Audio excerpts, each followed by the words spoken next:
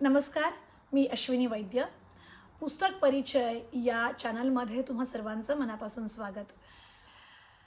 खूप दिवसांच्या विश्रांतीनंतर तुम्हा सगळ्यांना परत भेटण्याचा आनंद होत आहे.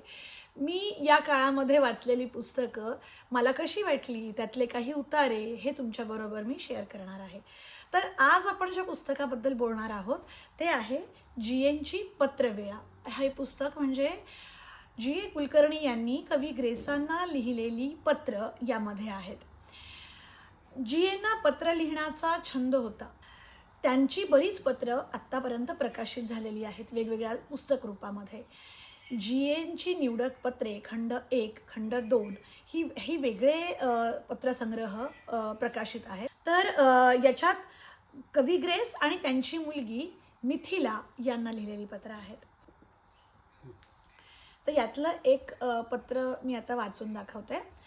जी.ए. कुलकर्णी यांनी धारवाडहून 16/7/1975 साली लिहिलेलं, कवी ग्रेसांना लिहिलेलं हे पत्र. प्रिय ग्रेस, पत्राला काहीच कारण नाही, पण लिहित आहे. शिवाय पत्रात मी काय लिहिणार आहे याचीही कल्पना नाही. मन थोडं मोकाट करून उधळून देणार आहे. Says I to myself, says I असं म्हणत भटकणार आहे इतकंच. यात काही प्रश्न असतील तर त्याची उत्तरं बिलकुल देऊ नका. जीवनाचा तो भाग तुमच्याजवळ आहे, तो तसाच अनाघ्रात असू द्या. त्याचे सॅक्रेड प्रायव्हसी असे स्वरूप अंग होऊ नये. काही अंदाज प्रत्यक्षाच्या निकषावर साफ चुकीचे असतील, तो देखील टीकेचा भागच आहे.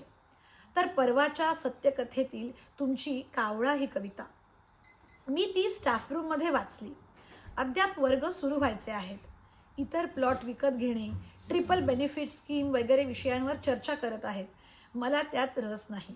शिवाय व्यावहारिक गोष्टीत, विशेषतः पैशाच्या, मला तसे विशेष काही समजतही नाही. मग सत्यकथेचा अंक येतो. मी थोडा सुखावतो, नवी सिगरेट काढतो. कावळा, पण सिगरेटच विजते. एकदम फार अस्वस्थ वाटते. फार ढवळून निघाल्यासारखे वाटते. सगळ्याच कवितांनी असे होते असे नाही. तारांच्या वेटोळ्यात सापडलो व त्यातील काहींमधून विजेचा प्रवाह सटकत आहे असं वाटू लागतं. मग बऱ्याच वेळानंतर मी कविता अशा पूर्ण दृष्टीनं तिच्याकडं पाहू लागलो.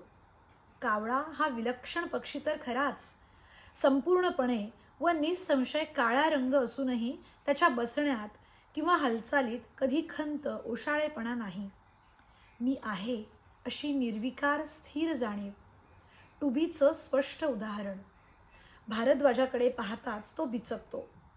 आपण फार भडक तर दिसत नाही ना, असा बुजरेपणा त्याच्यात आहे.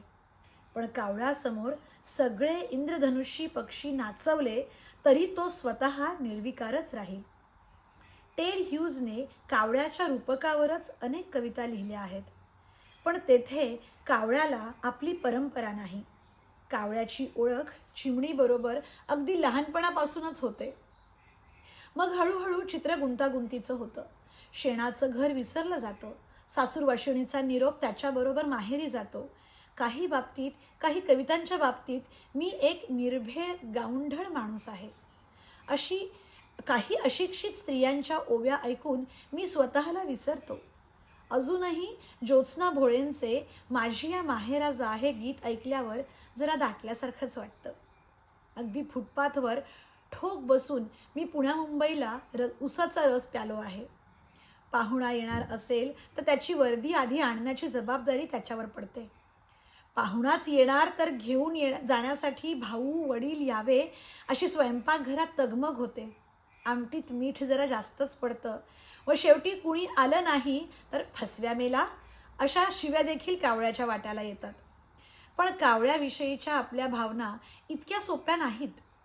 तोच कावळा घरातून गेला तर माणसं घर बदलतात आणि कावळ्याचे मैथून देखील आपली गडद छाया घेऊन येते व शेवटी सारा हिशेब बंद करण्यासाठी पिंड शिवायला कावळाच हवा.